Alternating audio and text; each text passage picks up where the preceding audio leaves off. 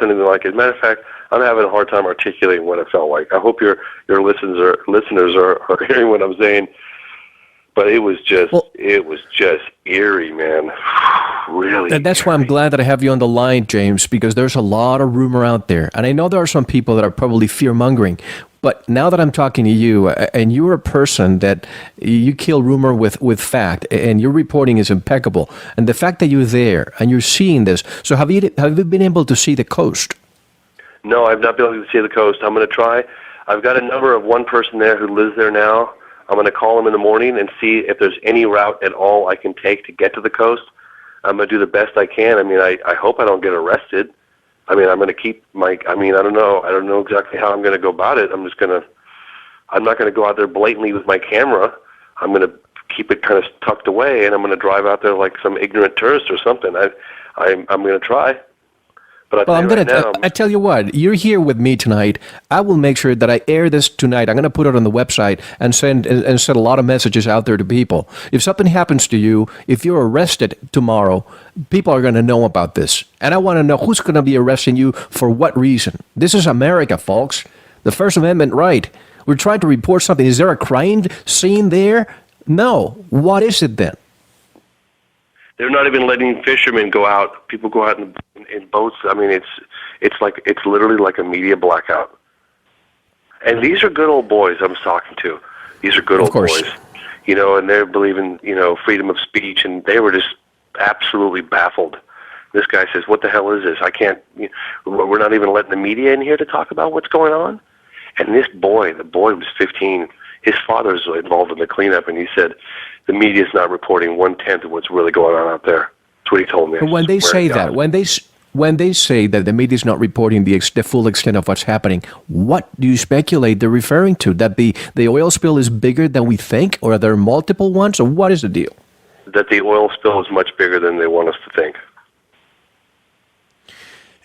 I got some information last week, James, that there's the Jacksonville Air Force Base, which is surrounded by trees and you can't see from the outside. One of the runways has about 5,000 UN vehicles. I saw a satellite picture of that, white vehicles.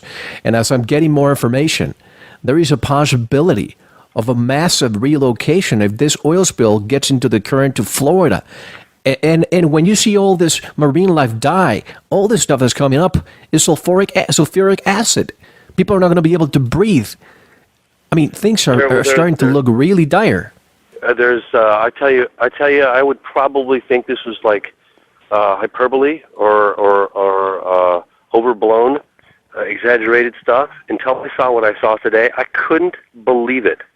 It's like BP. It made me really feel like the oil companies are running the whole government, that they're calling the shots. And the fact that they had that press conference with the President, Obama, on Friday, there was no indication of any of this. I saw reports of that. I thought I was going to be able to go there with my press pass and document a little bit about what's going on. I was going to hire a plane, fly over the water. Hell no, it's all shut down. If this is not an indication of a fascist state. Not only that, every single hotel room within a 60, 70-mile radius is absolutely full. The fact that we got a hotel room, it was the last possible place option. We drove almost 2 hours to get to it in the middle of the night. I mean, I've been driving since dark to get here. I thought I was going to sleep in the car tonight. To be honest with you, if I wasn't with my friend, I probably would have slept in the car. Do you see any media, any vans, any satellite vans anywhere around there parked everywhere for you to be able to talk to? I didn't see, and that's another thing. I felt like I was alone. I mean, I didn't go further in, but it was getting dark. I saw some police with lights pulling people over, and I saw lots of helicopters that said Chevron on them. It was like a whole fleet of helicopters and lots of activity.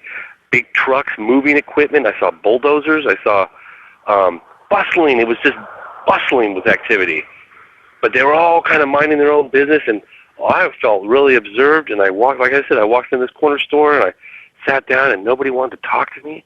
And I started talking to the 15-year-old boy, and I'm usually pretty good at getting people to, be calm and open up to me. That's like one of my only talents, and I'm telling you, man, it was really spooky. really. Well, you have many talents, but James, if you have not to trivialize things, but if you have a medical condition and you go to the doctor and the doctor continues to misdiagnose you once, twice, three times, you change doctor. Why isn't the federal government finally telling BP, step out of the way? We're going to bring the Army Corps engineer or somebody else to help.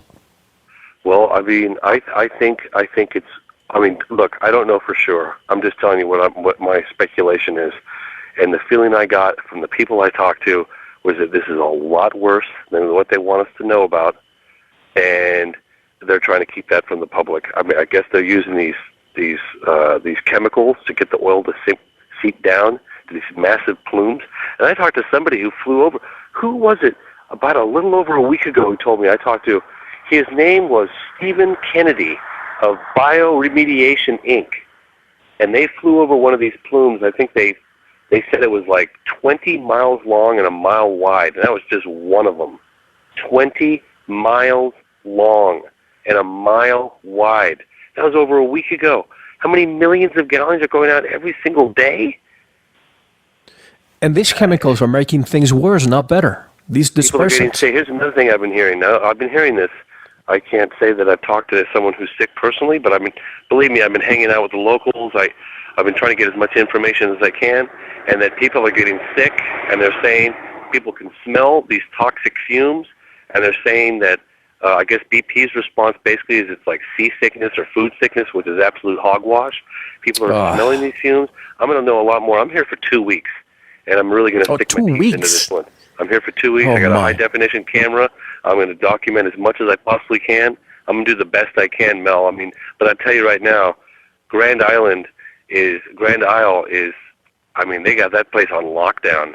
I mean, I'm going to go back in the morning first thing, but I don't know I don't know what I'm going to get out of there other than I don't know. James, we're concerned about your safety. That's why I'm going to start putting this information out ASAP. Whenever you feel that you need to give us some updates and the mainstream media is not helping out, I'll do whatever I can. I already spoke to Paula Harris. We're going to start helping you as much as we can. Be safe, my friend. I really, really appreciate it, and please do stay in touch. I will. I'll be putting. There's a Facebook fan page for I Know What I Saw. People can. I'll be putting some updates on there. I'll put in links to videos that I'm shooting out here. I'm trying to compress stuff every night when I get back to my hotel room and put these things on. I did one which I put a link on my Facebook page of an interview, a quick phone interview I did with a guy, bioremediation. But that's just the tip of the iceberg, the stuff that I'm, But let's stay in touch, and I really appreciate you having me on, and I really appreciate your support. Whatever we need to help, all you need to do is let me know, okay? I will definitely do that, and thank you so much. It's been a pleasure to be talking to you tonight. Take good care, my friend. We'll talk to you soon. Thank you. Bye-bye. Bye. Ladies and gentlemen, let's keep James Fox in our thoughts. He will be there for 2 weeks, and I have made myself available to him at any time for any updates. Stay tuned by visiting our website, veritasshow.com. Until the next update, this is Mel Fabregas. Be well.